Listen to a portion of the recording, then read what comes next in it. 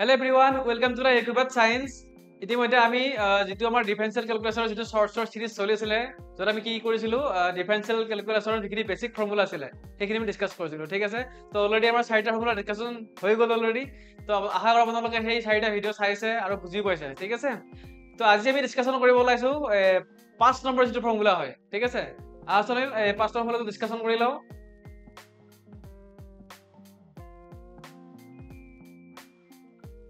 let y is equal to u v okay তো u আৰু v কি হৈছে ইয়াত প্ৰডাক্ট হৈ আছে okay ইয়াত প্ৰডাক্ট ৰুল বুলি কোৱা হয় where u and v are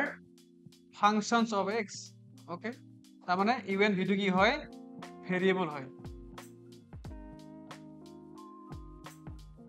u and v are variable of x then যদি আমি ডিফাৰেন্সিয়েচন কৰিব লগা হয় তেতিয়ালে কেনেকৈ আহিব চাবা ddx of y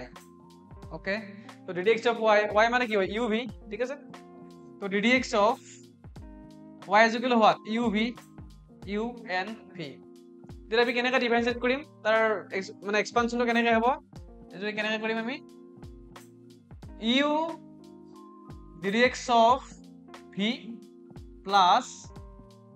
v ddx of u okay এই ফৰ্মুলাটো তো এটা আমি ফাৰ্স্ট কি কৰিম ফাৰ্স্ট আমি u টো বাইৰত ৰাখিছো তাৰপিছত আমি কি কৰিছো v ক আমি ডিফাৰেন্সিয়েচন কৰিছো দেন প্লাস দিছো দেন আমি কি কৰিছো v টোক বাইৰত ওলাইছো আৰু u টো কি কৰিছো ডিফাৰেন্সিয়েচন কৰিছো ঠিক আছে তো আপোনালোকে যদি ভিডিওটো চাই ভাল পাইছে তেতিয়া like comment share and subscribe কৰিব আৰু চেনেলটো ফলো কৰি ৰাখিব ধন্যবাদ